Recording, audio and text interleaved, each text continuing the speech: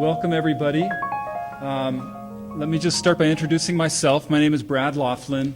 I'm the executive director of a nonprofit called CoreLight. It's an international spiritual organization, and we are dedicated to fostering inner and outer peace in the world. We believe in the truth of all religions. We believe that there are many paths to the same destination. And I'm very, very honored today to be facilitating this panel. We have 5 extraordinary people here with us, and I'm just very grateful to be invited to do this. The name of this panel today is Spiritual Activism and Nuclear Guardianship, and we're going to address the nuclear issue as it relates to spirituality and spiritual activism. So I'd like to, what we're going to do is have each of the panelists speak for about 10 minutes, and then with whatever time is left over at the end, we will open to a panel discussion with some questions. So I would like to start by introducing Alaric Balibrera. Alaric is a Santa Fe resident. He began a hunger strike on July 16th this year. Alaric is a screenwriter. He grew up in Los Alamos, where his small mistake there, where his father was a documentarian for Lanel. As a child, he saw films of the atomic explosions projected regularly on his living room wall. His later pilgrimage to Hiroshima revealed the consequences of what his hometown had created. You can learn more about Alaric on Facebook at Hunger Strike Los Alamos 2012 or at nukefreenow.org. So, Alaric, can you tell us, speak for about 10 minutes about your personal journey? Thank you. Right, as Brad said, I haven't eaten anything for a while. And if anybody is around me while you're eating, you'll notice that I'm not looking at your eyes anymore.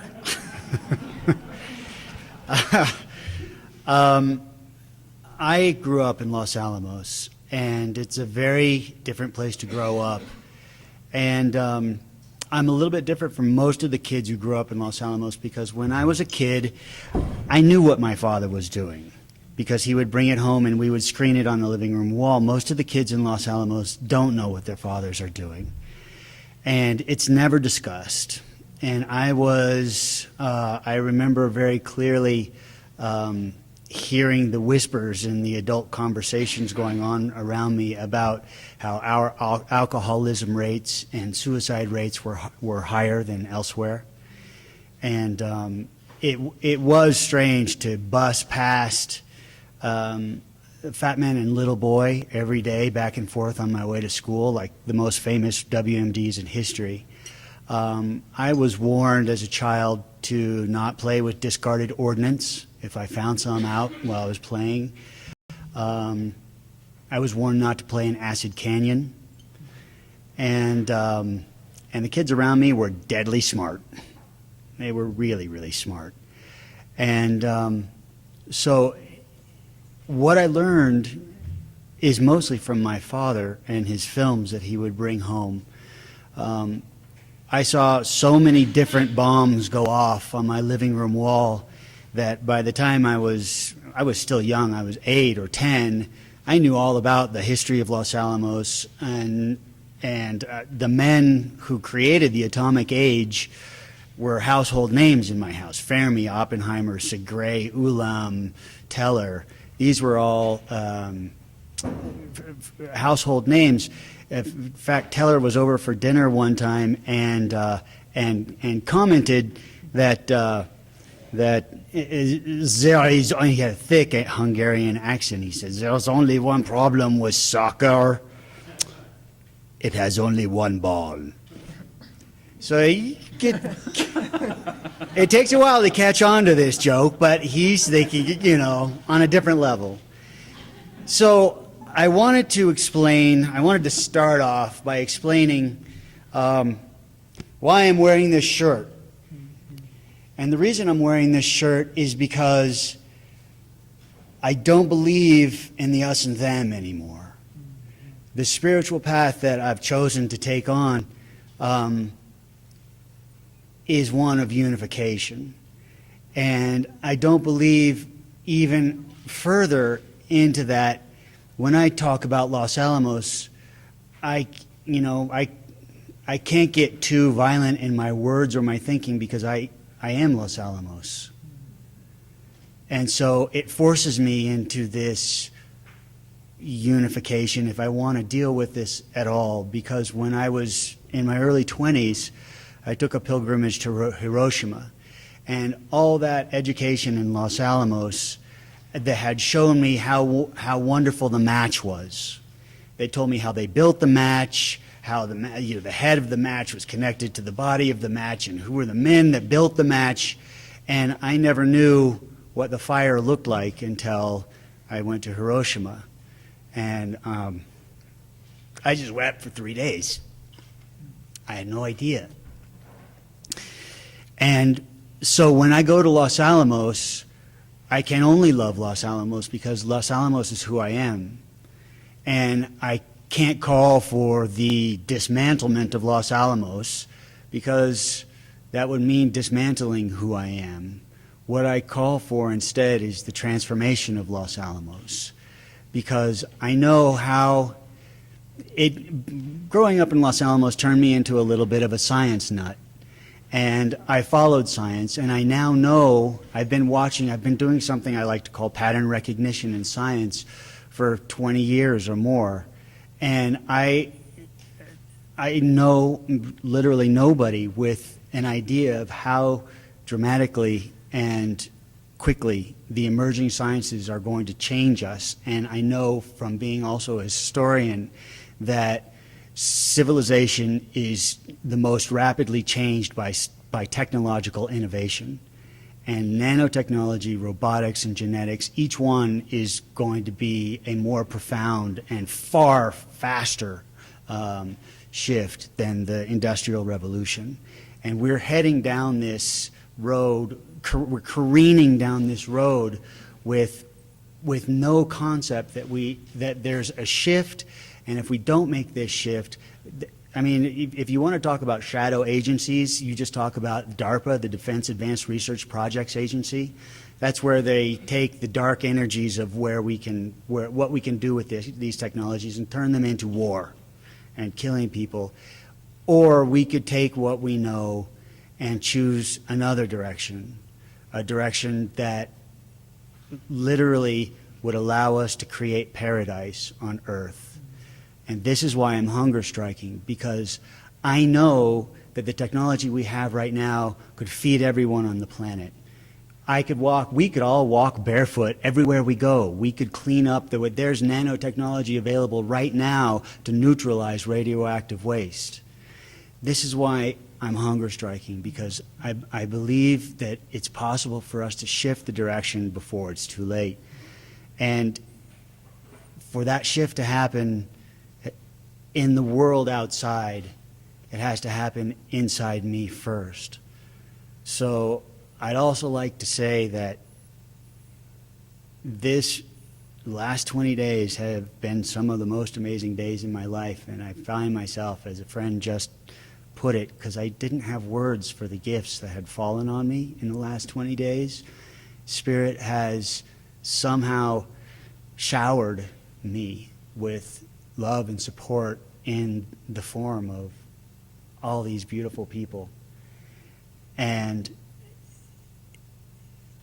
I find myself transformed with love because of this action that I'm taking. And I find that, and I know that hatred can't cure love, and the desire to dismantle something else, hatred can't cure violence. And what they're doing, we like to think of Los Alamos as I've heard people refer to it, Mordor, right? And that would be plutonium is the ring of power, but you can't transform it with hatred, and you can't transform it with violent thoughts. The only thing that can transform it, as far as I know, is love. And to me, that feels like a spiritual path. So I call it a spiritual path, and that's the one that I'm walking. And the energy that I find on this path is transformative.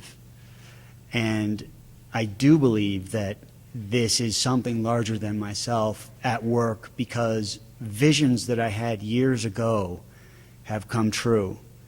And things that I never thought possible, people deliver to me things that my mother gave me when I was a small child, that they had no way of knowing was a gift from my mother, but is.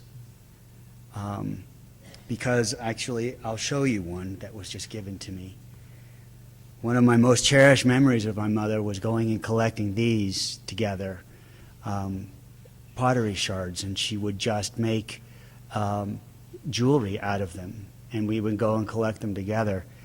And I was just given this, and the person had no idea that this was how my mother would be made present in this moment.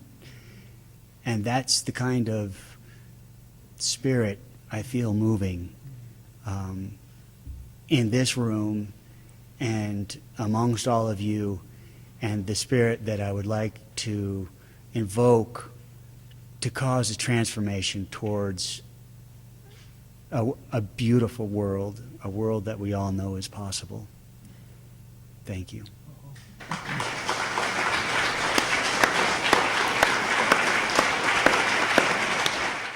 The next person is Pancho Ramos-Stierle. Pancho joined the University of California at Berkeley to pursue a Ph.D. in astrophysics. When the U.S. government and the laboratories of the university announced that they were developing, quote, safer nuclear weapons, he decided to stop cooperating with the institution. His activism and his life's focus is on issues of human rights, environmental sustainability, nonviolence, peace building, immigration, urban agriculture, and the development of a vibrant gift economy. Pancho blogs at Earthling Opinion and Service Space and can be followed on Twitter at One World Citizen. Please speak, Pancho. Tell us about you. How do you follow? I think that the only way that I could follow is with a hug. Share your voice.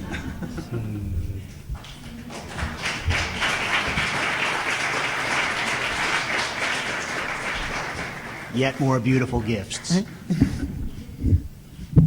It's hard to follow Brother Alaric. Well, my family calls me Pancho, and I know that many of us we don't know each other, but I'd like you to know that this is the last time that we share space, time. I'd like you to know that I love you all. And I said that it was very hard to follow Brother Alaric, that the only way that I could follow was with a hug, with brother to brother. Because I think that's why we all are here. We all are here because we love humanity, because we love our children and the children of our children. As a scientist, I said I'm not against science. I'm against the unethical applications of science. And because I would love for future generations to look at the wonder and awe and beauty of the universe, to look at the sky and get marveled. I don't know if you were here with that beautiful rain and that lightning that happened a couple of days ago, and just look at the full moon and look at the stars. So for all our children to look at that and say, wow, this is a beautiful place, that's why we're doing this. We're putting ourselves on the line, and here we are in H.O.P.E. And I want to read the Shell Water Place. And it's for generations of people having hold in this space here.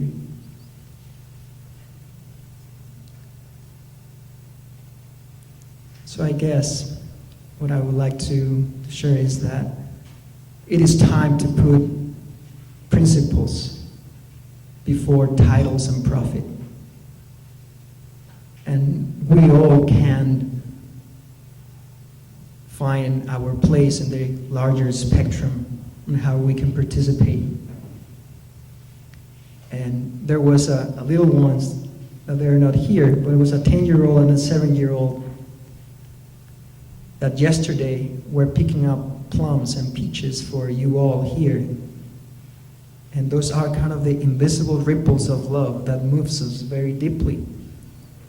So equally organically, these fresh local organic plums, we were just talking about it, and when you see, oh, look at this, this is a little pit. So we were talking about these horrendous things as the plutonium pits, and we said, oh, check it out. We need plum pits, not plutonium pits.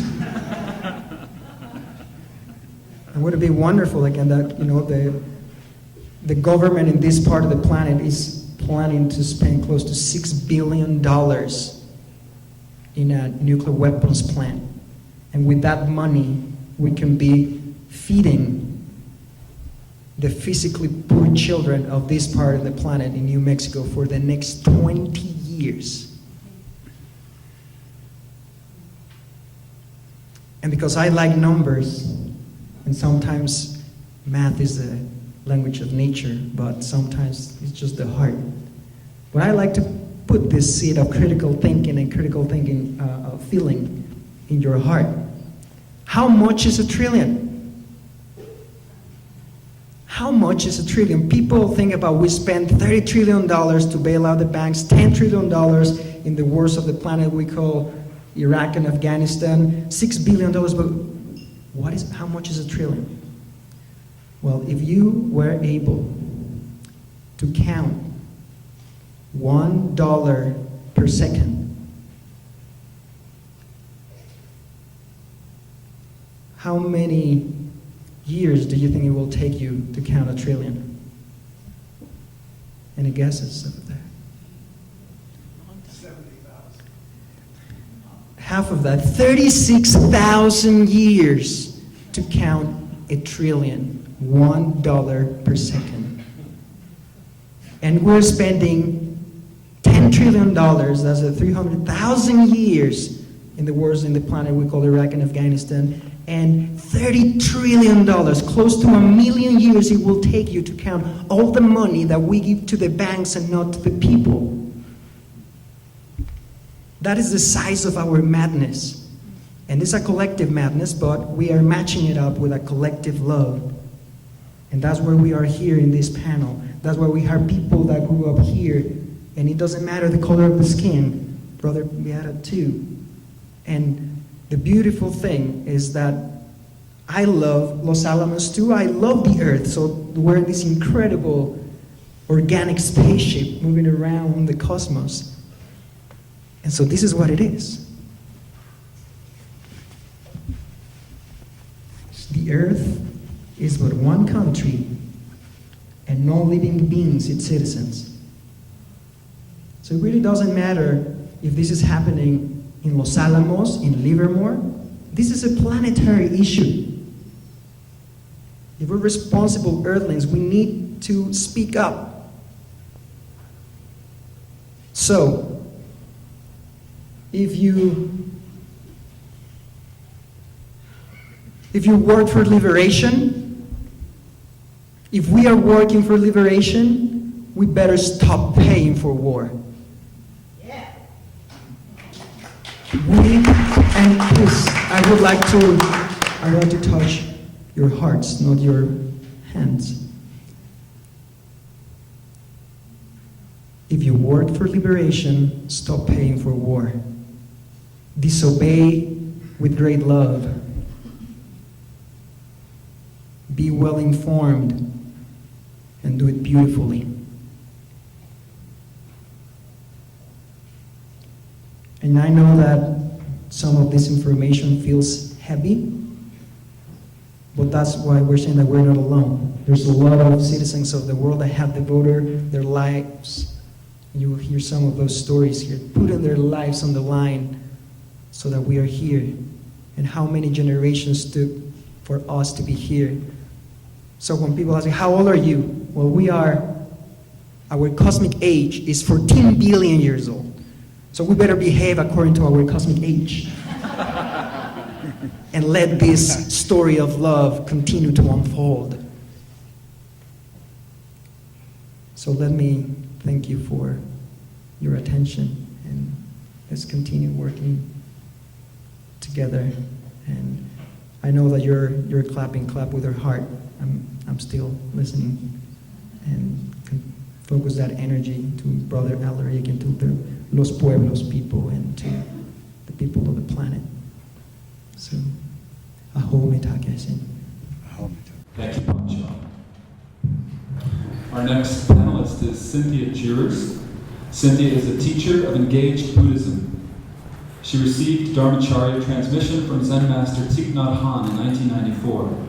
She guides the Open Way Sangha, teaching and leading groups in meditation and sacred activism. She directs the nonprofit Alliance for the Earth and is the founder of the Earth Treasure Vase Global Healing Project, through which she has traveled the world connecting activists and elders for over 20 years in a practice to bring healing, protection, and renewal to the earth. Her documentary films can be seen at earthtreasurevase.org and prayerintoaction.com. Thank you, Cindy. Will you talk, please? Take this. Hi, everybody. It's great to be here. Thank you so much for inviting me, and it's such an honor to sit here with these beautiful people and all of you. Oh. So numbers motivated me a long time ago too, although it's not my area. But when I learned that the half-life of radioactive substances was 250,000 years, or 10,000 generations. 10,000 generations. It kind of blew my mind. And I didn't know how to respond to that. At the time, this was over 20 years ago, we were here in New Mexico, probably many of you remember dealing with the WHIP issue, the Waste Isolation Pilot Plant in southern New Mexico in the Carlsbad Caverns, that many of us were alarmed about and got involved in trying to stop, unsuccessfully. And I was, had already encountered Thich Nhat Hanh as my teacher, the whole practice of engaged Buddhism, which asks us to engage our practice of loving kindness and compassion and awakening for the benefit of all beings. And I always felt like my refuge was the earth, the whole earth, the interconnected web of life that is so beautiful and such an embodiment of awakening, enlightenment. It's all there in the web of life. It's so moving to open to that. So that's really, for me, the Buddha. The Dharma and the Sangha, actually. The three jewels are all embodied in the earth herself. And I had also already encountered the teachings and work of Joanna Macy, who I hope you all know who she is. Back then, Joanna had birthed this notion of nuclear guardianship in facing, as a great practitioner that she is, the fact of the poison fire, or the longevity of these powerful substances that have been released upon the earth, that we need to take responsibility for their presence among us. And that doesn't mean just for our lifetimes or for the next 100 years. It means for the next, and it doesn't even mean for the next 7 generations. It means for the next 10,000 generations.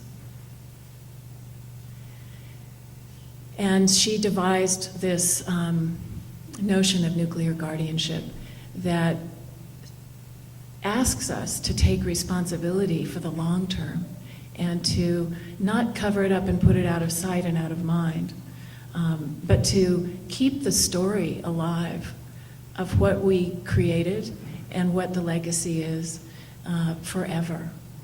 And to ask ourselves, what would it take to protect the earth and all life from these substances? So I went to Nepal with that question in my mind and had the opportunity to meet an old wise man in the cave, which was quite a journey. And I asked him, what can we do to bring healing and protection to the earth? He gave me a practice that took me a long time to come to terms with, but it's a practice of making offerings into little clay vessels that are called earth treasure vases, and burying them in places that are in need of healing and protection. This practice has taken me and others all over the world to every continent where healing and protection is called for.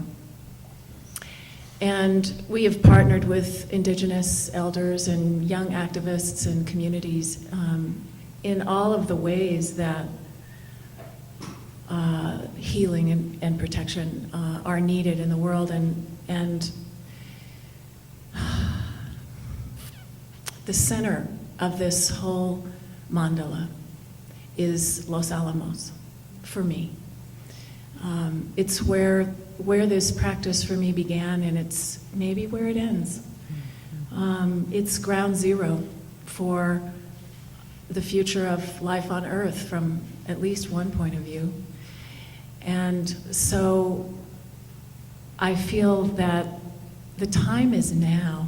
You know, Thich Nhat Hanh and so many great Buddhist teachers talk about entering the present moment. This is where life happens. It's not in the past and it's not in the future. It's right here, right now. And we're living at an amazing time, a time of great opportunity. One of my most powerful lessons in all of this came from the women in Liberia, where we took a treasure vase a few years ago, West African country built by freed American slaves. And the women got so tired of several decades long civil war that they finally went out on the streets and demonstrated their sense that enough was enough. Christian and Muslim women who normally don't have anything to do with each other came together and started praying and fasting and singing and dancing, as they do in Africa. And they bore witness to that war, and they told their husbands and their sons and their leaders, no more food, no more laundry, no more house cleaning, no more sex. Enough is enough. And they stayed out there in the public eye, day after day, week after week, month after month, until it was over. And it did end. They ended it in that way. And they started every day with prayer, and they kept those prayers going. And then when the war ended, they elected the first woman president in Africa. And they re-elected her. And you probably know the story, I hope you do. So I have been very inspired by these women and feel that in many ways, it's time for women to come forward and to tell a new story, to embody a new story, to say enough of this. We've gone too far. This is it. We really can't go any further. It's completely unsustainable where we've arrived. And so surely there are some wonderful solutions. And instead of continuing to engage in blame and if only, why don't we move on and come together and write a new story and use our creativity to deal with the problem, clean up the mess, I think it's time as an organizing principle and as activists to come up with a new organizing principle, which is we're all in this together. We're all in this together. So let's work together to do what has to be done to clean up our mess and to create a future, a more beautiful world that is not only possible, but is actually right here, right now. It's not out there. And I think if we each and every one of us, in Buddhism, we meditate. And meditation is all about just stopping for a few minutes, coming back to our breath, taking a few breaths, letting everything just come to rest. And in that place of calm that happens when we do that, then anything is possible. And there's enough of a break in the old, this chatter stuff, that some clarity can naturally arise and we can see a way forward that is not conditioned by the same old story. So I would like to invite everyone, all of us, every single person here and yet to be, to recognize the moment that we're living in, to arrive at our full presence and ask, what is my gift? As the Joanna Macy called these treasure vases, these holy vessels, to be each of us a holy vessel that is an offering as we give our best for the planet and for life. So take a moment every day to be with that question and to allow it to reveal itself.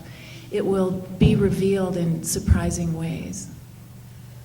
And I think miracles are possible. They happen all the time when we stop long enough to allow for them and to recognize them when they happen. And then to feed that and cultivate that. Now that's the practice. That's the opportunity. So us women, too, let's take some inspiration from the women in Liberia and turn this situation around. Thank you.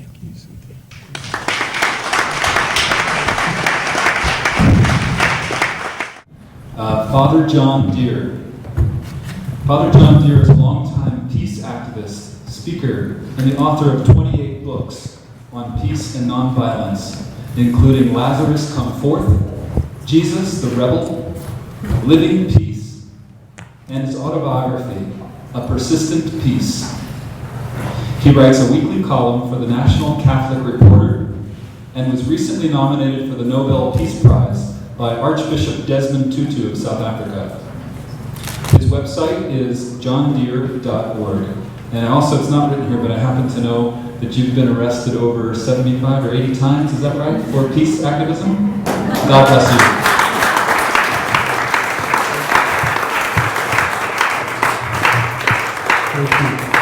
Thank you, Brad, and I want to thank everyone for being here today, and especially the organizers of this great weekend. Thank you so much, and really, it's just terrific. Thank you for what you've done. I know a lot of you out there, a lot of you come from around the country, and I thank a lot of you, my friends, for coming here. And my friend Carol, who came from Australia, she wins the award, the longest trip. Welcome, Carol. Brad asked me to say a word about myself, and then I came here today with a Gandhi quote, and I have 5 points I want to make, if you can stand it. But I'm 52, and my journey started really 30 years ago when I was just graduating from college and camping out at the Sea of Galilee for several months, oblivious to what was going on, which was Israel's invasion of Lebanon, and which killed 60,000 people in 3 months. And I was totally unaware of what was happening and literally sleeping at the Sea of Galilee. And for the first time reading the Sermon on the Mount and the Beatitudes and visiting the Chapel of Beatitudes. And these are not what I expected, these teachings. And I saw these jets swoop down over the Sea of Galilee and drop a whole bunch of bombs and kill people. And it changed my life. I thought, oh, he's serious about the Sermon on the Mount. And then I went and met and sat with my teachers and my friends, Daniel and Philip Berrigan. You all know the Berrigans. Phil died about 10 years ago. And Dan is 91 and frail, but still amazing teacher.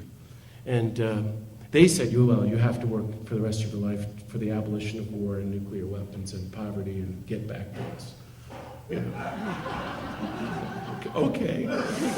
So if you're with the Berrigans for about 15 minutes, you're going to be getting arrested at the White House. And then now I'm banned from all the major nuclear facilities in the United States for life.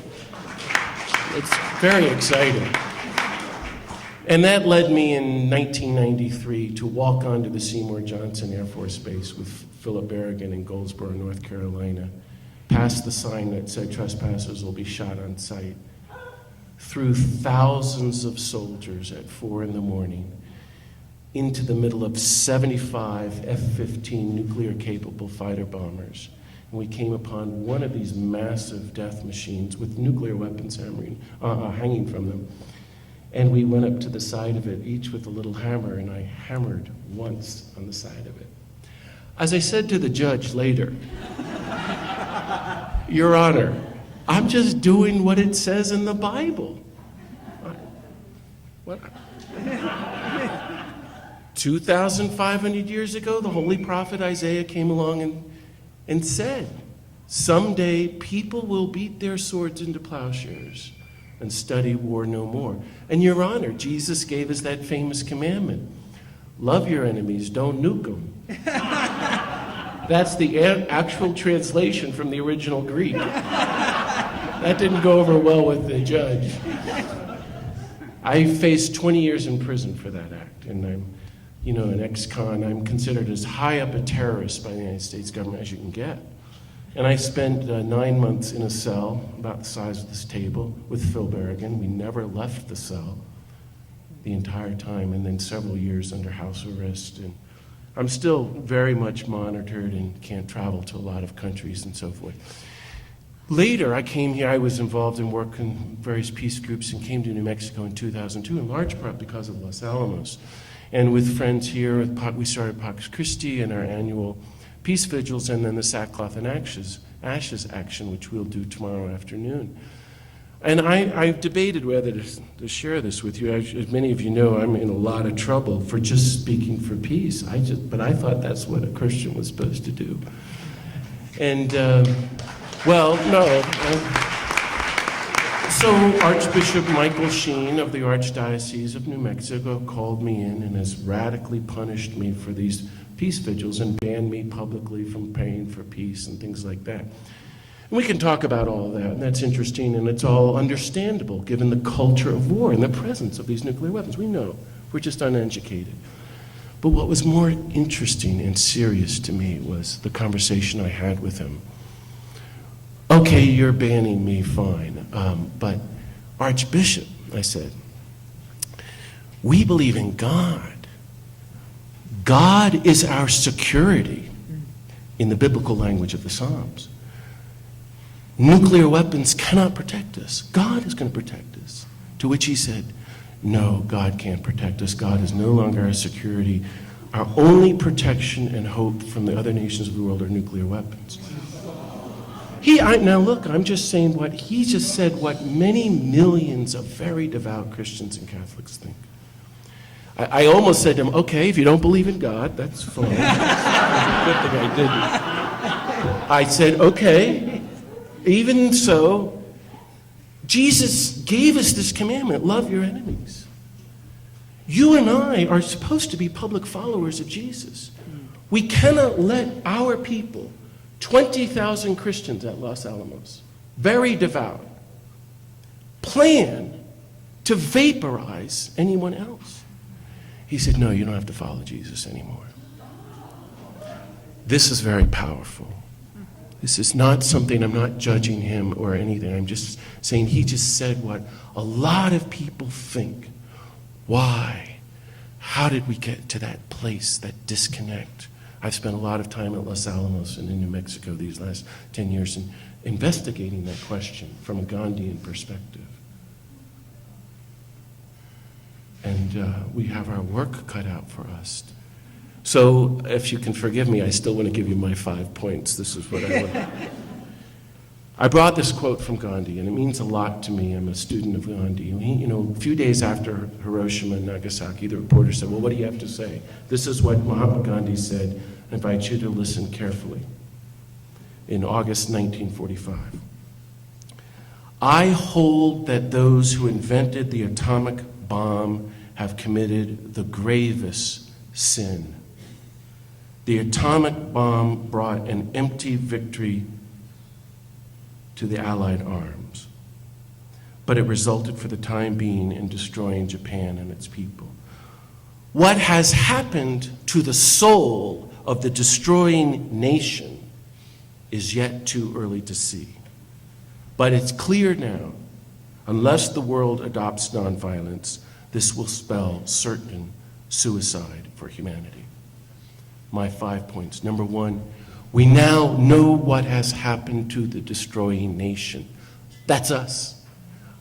If this is a question of spirituality and nuclear weapons, in Gandhi's language, I think we have lost our soul.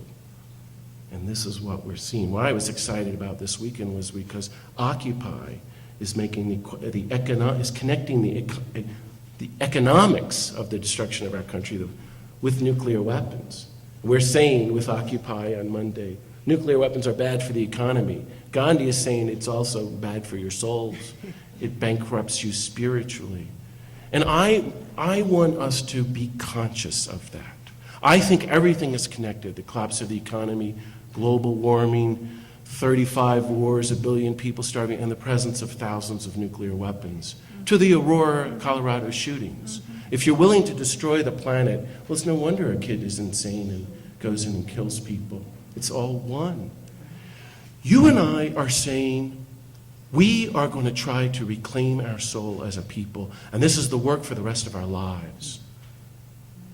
And that means all the stuff we've heard about, disarmament, feeding the poor, and consciously trying to be spiritual people. Secondly, my point is, then we have to be people of meticulous nonviolence, really to go deep in nonviolence to ourselves and investigate our inner violence. As activists, especially to practice a meticulous nonviolence in our relationships. And thirdly, as part of nonviolence, to be part of the global movements of nonviolence. The world is moving. Liberia, one of the great examples, but the whole world is moving with nonviolence, except for us here in the U.S. We can be part of that. Third, for the record, I wanted to quote Gandhi saying that Jesus is the epitome of nonviolence. The greatest person and practitioner of nonviolence in history, Gandhi said. I think you cannot claim to be a Christian and work at Los Alamos. And that's getting me in a lot of trouble saying that. I don't think you can say you're a follower of the nonviolent Jesus and go to church on Sunday and spend your days building nuclear weapons or supporting the bombing of children in Afghanistan or Iraq or all our culture of war and killing. If you're going to follow this guy, you've got to become a person of nonviolence. Otherwise, what?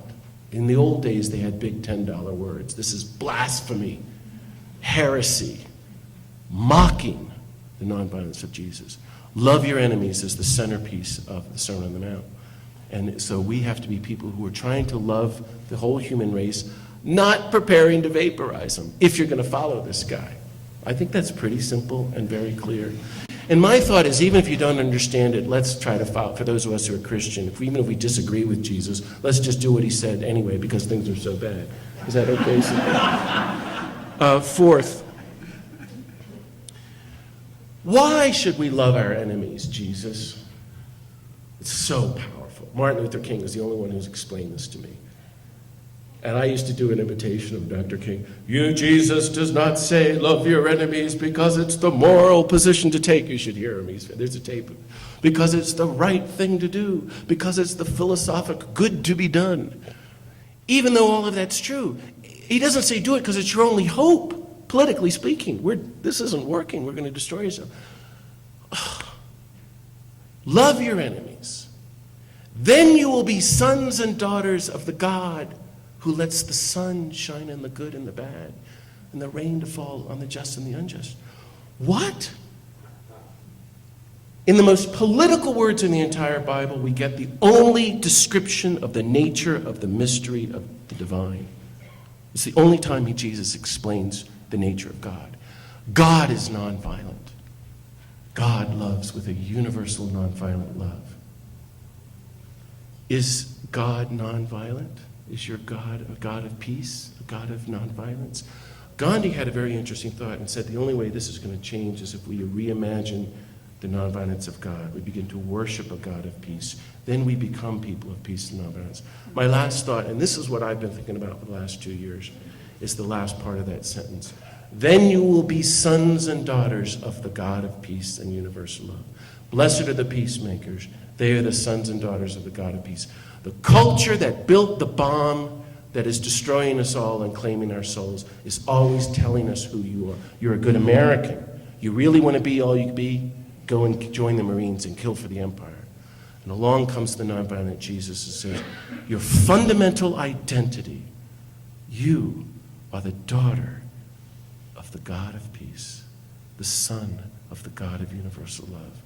My hope and prayer is that you and I can claim that as our core identity and be people of peace and nonviolence and universal love. Thank you.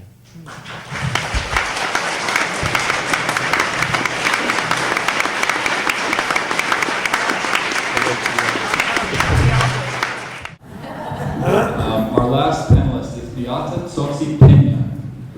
She's from Santa Clara Pueblo, and she works as program coordinator for Tewa Women United's Environmental Health and Justice Program.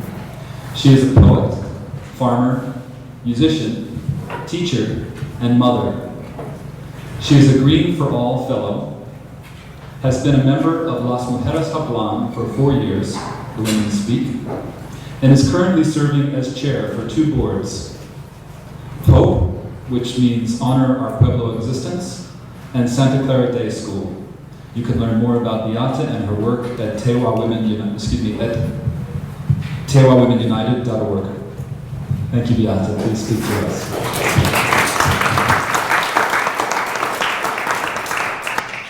Thank you, Mbiakendi. Hopefully I won't burst into tears after hearing everybody here. I'm also pregnant right now, so I'm really emotional and hot. If you see me up here sweating. And hopefully I pray that,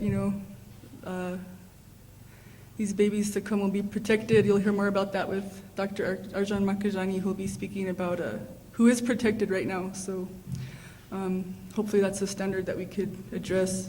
And when I think about spiritual activism, it's almost like talking about the roots of where I come from, because when we think about the culture of violence that we're all a part of, it goes back to that original violence that was enacted upon indigenous people in Turtle Island, in South America. And I think until it's made right with them, the nuclear issue is just an extension of that same culture of violence that our society is founded on. And so as far as my spirituality, it's with my my Tewa people, it's provided us that resilience and that one piece of ourselves that we've been able to hold on to when everything else has been taken away. And so it's what we have, it's knowledge that's willing to be shared with everybody, like all indigenous people everywhere. But for that to happen, it needs to be elevated, and it needs to be equal to the science that is out there. And, it's the issue of equality, and that this farmer who's been working this land for 40 years and knows the changes in the fruit, knows the patterns of the weather, that the knowledge that he holds is equal to somebody here with a PhD. And that's something that needs to happen.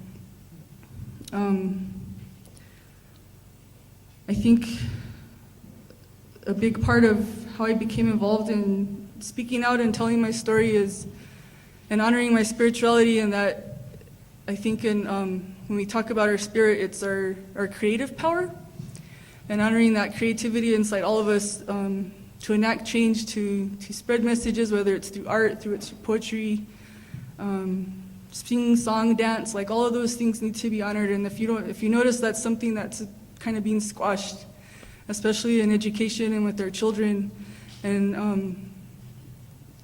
I think it's part of that kind of overall culture of violence that's trying to diminish that creative power of our spirit. And so I'm not the best at speaking about things like this out loud, but I write poems, and I just started kind of sharing these poetries, and it's a way to get to the heart of things, and so much of that assimilation and colonization has been taking away our connection to our heart and spirit, and just making us head people and thinking only with our minds. And that's where that scientificness has been elevated, I think, to where it's we won't listen to anything else unless it's validated by that. And so what we've been doing is trying to reinsert that spirit back into spaces where normally you wouldn't see it. So like this altar out front, there's the water, there's the feathers, there's the earth, there's the seeds, there's ash from ceremony, in the jar there's water from all 4 directions of the world, and it's here listening to us, and it's alive and it's awake. And when you're in a spiritual place, and it's a hard place to be, I mean, I've gone to ceremonies where you're up at sunrise with prayer and you're closing with prayer, and it's a really hard place to be energetically. It's easy to be and to just fall into this negativity where it's just you only have yourself to worry about. Okay, I gotta hurry if I want to read this poem. But when you're in that place, you're able to hear the natural world communicate with you, and it's there trying to communicate with us all the time. But we're so into this like material world and everything that it's hard for us to be present and hear it, and hear what she's telling us. And you talk about seeing signs, you talk about seeing eagles, you talk about seeing, like, you all have those moments where something comes up to you at that moment you needed it. When a piece of pottery is presented to you, or you're connected when you're in that spiritual way. And so I think it's in that space that when that creative power is really honored. And so I'm going to read a poem that I wrote, never pursued getting published, but this was actually published in a Centers for Disease Control report. So that's just another example of how you can insert these creative voices into these spaces where normally you wouldn't expect to see that happen. And so this was the introduction to a technical report on environmental releases at Los Alamos. And it's dedicated to the women of Las Mujeres Hablan and those working for justice in their communities, with special thanks to Tina Cordova, who was mentioned earlier. Growing up, I was disconnected. Some things were not discussed among people who valued hard work and employment. One-sided silence through years of schooling. I learned about the nuclear age from movies and propaganda and Bradbury field trips, the glorified versions of a history that happened in my own backyard. In our state of enchantment, pristine open spaces and a population not respected by a higher nation, still living off the land as the industrial age passed them by, only to get thrust into nuclear realization beneath a mission, urgent and thick with intensity, beneath a shroud of secrecy. I was not yet born the day scientists feared for our sky, thoughts of atmospheric ignition and that everyone would die. I was not yet born when the Jemez was taken, homesteaders relocated, not of their volition, uranium miners on the road to perdition, beloved mountains occupied before I could praise them, disconnected from ancestral knowledge in 3 generations. Clan animals vanished, even as the jobs began to appear. Unprotected hired hands from the valley, a job was nothing to fear. It was a welcome exchange in hard times. I wasn't yet born the day silver ash rained down for days and a plume of poison drifted over state lines. Radioactive fallout on cisterns of drinking water, on crops and livestock who all miscarried that year. The people were lied to and went about life as usual while the truth fled with bread over their mouths to keep from breathing air they knew was foul. And the world was changed forever. A month later, 80,000 people were killed instantly, justified atrocity named enemy, and the book was closed on Trinity. Even though it was our own citizens who were bombed, children born into an experimental population with a cancer rate way higher than the average nation, entire families still sick and dying, still crying for the elders and children they lost too soon. I was born into military healthcare, mixed blood and desert beauty. Free from the shame of colonized blame, my grandfather employed by Sandia, my downwinder grandmothers who birthed babies and taught me songs while washing tainted laundry and making pots from local clay. I wonder now, can earth decay? Eating the elk my uncles brought down, breathing fire smoke from trees that drank, from discarded waste placed any place. Today, my daughters are born into single-driver car twice daily parades, dependence on industrial weapon economic charades, the sound of bombs exploding as we pray towards the sun in mornings. Will my cornmeal prayers protect them as they play in ditches, carrying water from a source 3 miles away from tritium releases? What did my oldest get exposed to as I breathed in smoke from a tech area burned 3 times over? What kind of poison can penetrate the walls of my womb? What stories were silenced and why and from whom? The truth must be told from the people who lived it, who dwell in this place that houses our spirit. Respectfully, I pray for past, present, and future souls to be at peace someday, for clean earth, air, and water, so my children can play, splashing and laughing as we tend to our gardens, beneath the loving gaze of our sacred mountains, free of fear from invisible poison, free to hear undisturbed and clear the birds sing in the morning, as we continue to question and speak our points of view. Let us share the stories anew that have never been told and release this pain not even a century old. No longer shamed by accusations of ignorance, let our diverse voices be our deliverance. No breath here is unimportant. We are free to pray, each in our own ways, for justice, strong leaders, and supportive institutions, a foundation for our expectations as we welcome in this time of healing for the greater good of past, present, and future generations. Kutawaha.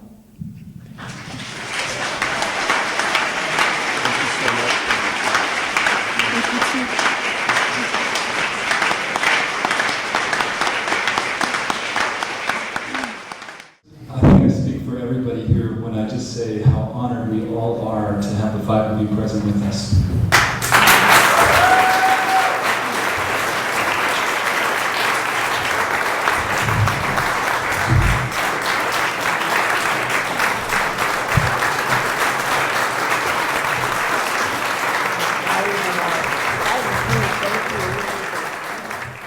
I just wish, I'm sure all of you do too, wish we had a whole day or a whole weekend or a whole week for this panel. It's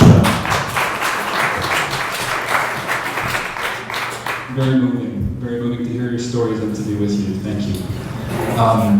With our 10 minutes remaining, I'm going to pose a couple of questions to the panel, and please, anybody who feels like responding, please do. Or if you have anything to share at all, please do.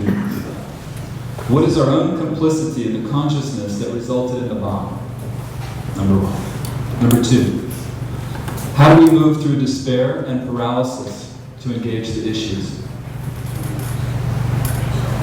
Number 3, how do we find our way into right relationship and right action?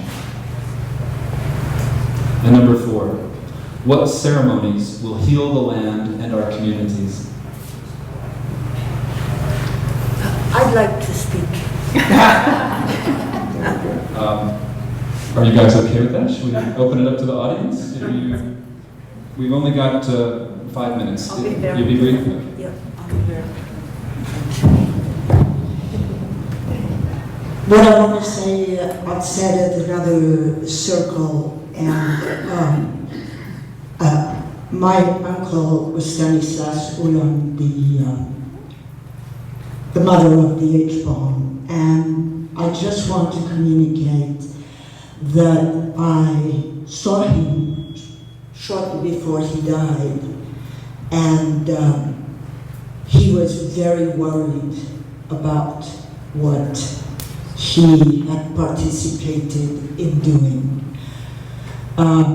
So I truly believe, I'm genetically responsible for this, and we all are, and I truly believe that perhaps a way is to hold these people, as it's been said, to hold these people deep in our heart and understand that it's a terrible, terrible burden for them as well.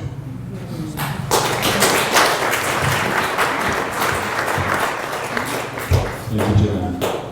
I also learned last week that my great-grandfather was involved in the Manhattan Project, and I know several other people who are finding out all kinds of things about their relatives being involved. So we each have a role to play in this. Just by being Americans, we all have a role to play. Would any of you care to address this particular topic? Are you ready to speak? Okay. This is a no-brainer for me because it speaks to exactly who I am and what I'm creating in the world, and I see that what we create on the inside is what manifests on the outside. So I see the creation of a transformation in myself as the seed for a transformation on the outside. So as far as the question, what is our own complicity in the bomb? That's my complicity, is my own consciousness. So I'll take care of that, and hopefully good things will happen.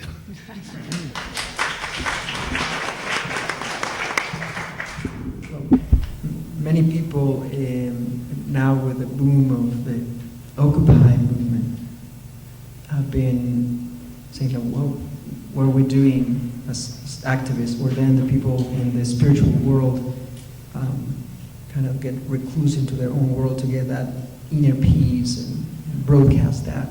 But I think that we are at a point that we need to put that outer revolution and put it in contact with the inner revolution. What that means is that we need that the spiritual people become active and the activists become spiritual, so that we can have the total revolution of the human spirit.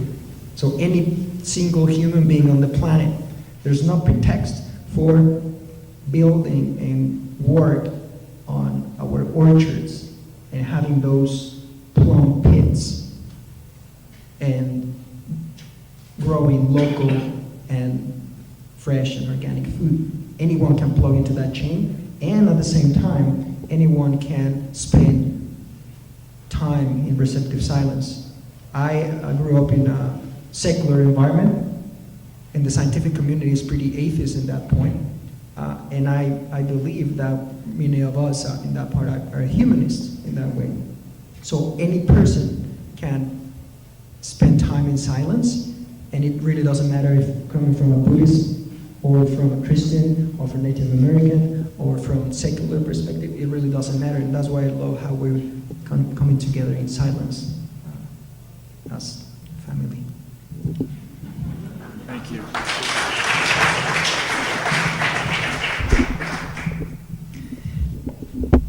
So complicity, where I go with that question has to do with the interconnected web of life, and as Thich Nhat Hanh calls it, interbeing. That there's really no place where I leave off and you begin, that we're completely and totally interdependent. And so what affects me affects you, and it goes on, and that's the beauty of nature. So blaming and arguing never help us. It only creates a wider gap between us. And really, as we've heard over and over, only understanding, trust, and love can help us change and grow. So it feels like it's time to set aside a lot of what got us here, the differences and the blame, and move forward creatively with a new vision. Let's birth a new vision for life, you know? What a great opportunity. What a beautiful challenge. Human beings have so much potential if we can work together. So let's do that. And can I take a minute to read these? I brought with me, is that okay? I was reviewing Joanna Macy this morning and her nuclear guardianship teachings. And I came across this. I think it bears reading. I got it. It's an ethic of nuclear guardianship, values to guide decision-making on the management of radioactive materials. So there's 10 points. 1, each generation shall endeavor to preserve the foundations of life and well-being for those who come after, to produce and abandon substances that damage following generations is morally unacceptable. 2, given the extreme toxicity and longevity of radioactive materials, their production must cease. The development of safe, renewable energy sources and nonviolent means of conflict resolution is essential to the health and survival of life on Earth. Radioactive materials are not to be regarded as an economic or military resource. 3, we accept responsibility for the nuclear materials produced in our lifetimes and those left in our safekeeping. 4, future generations have the right to know about the nuclear legacy bequeathed to them and to protect themselves from it.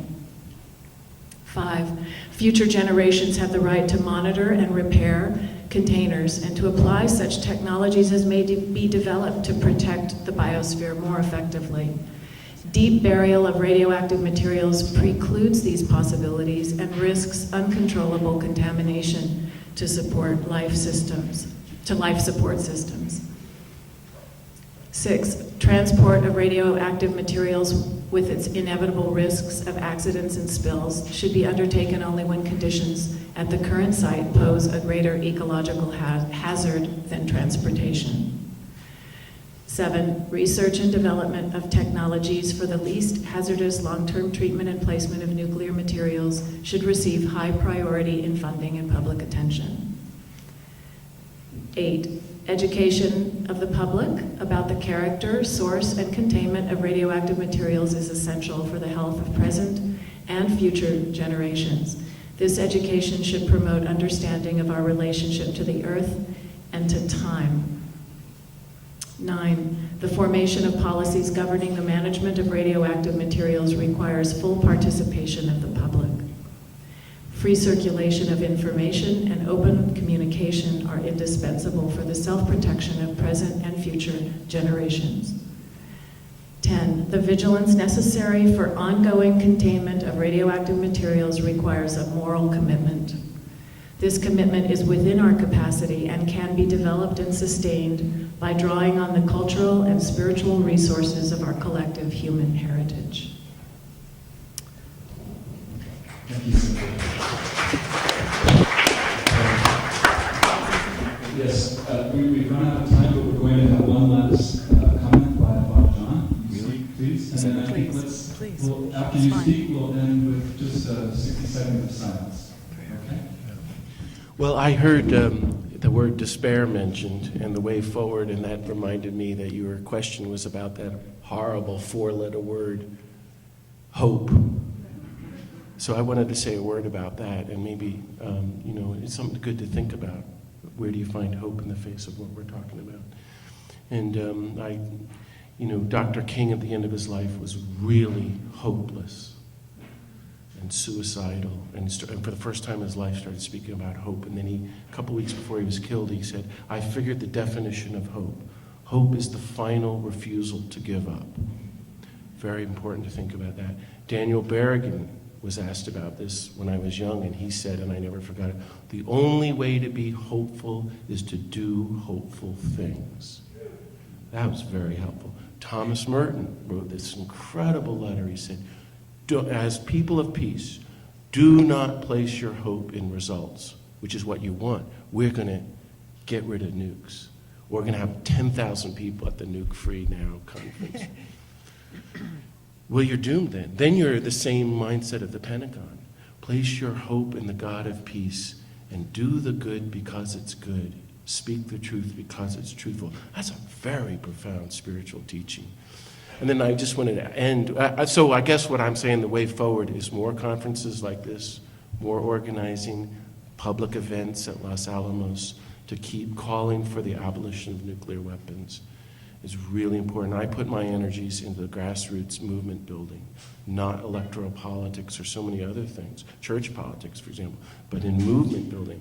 And I want to end with what our friend Howard Zinn was in Santa Fe shortly before he died, the author of People's History of the United States. And he said this incredible thing. I spent my whole life studying, you all know Howard Zinn, the movements of social change. And I finally, after 40 years, realized they have one thing in common. Well, yeah.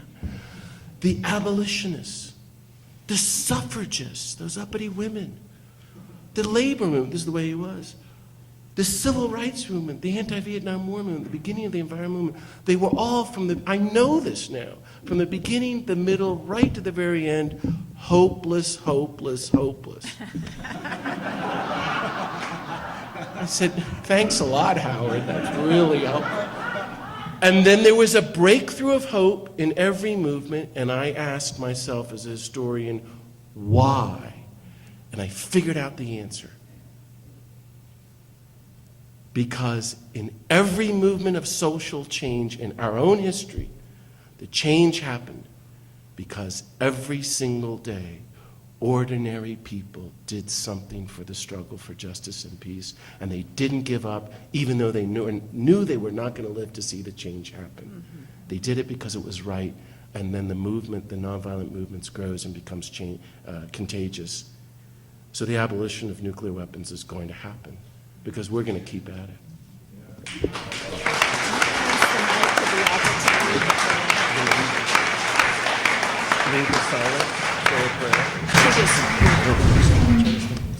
So at this moment, we'd like to call anyone who is involved in the current hunger strike or who has done hunger striking in the past to come up front. And we could offer prayer support for them as they continue and along with our moment of silence. So please come forward. Anybody who has struck for one day, we will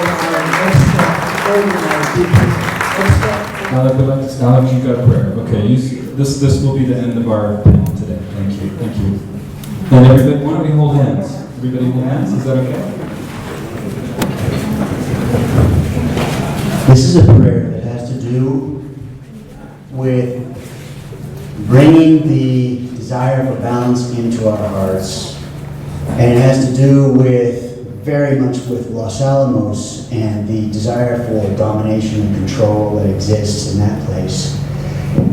So, as it is in the macro, so it is in the micro. In the hustle and bustle of today and tomorrow and for the rest of our lives, in the necessity of push and drive, may we never let go of our awareness of receiving and loving. That we keep our awareness centered on the process and not the result. That we do all that we do with nurturing compassion and awareness of the Great Mother, Gaia, and all feminine principles guiding us and informing all our actions.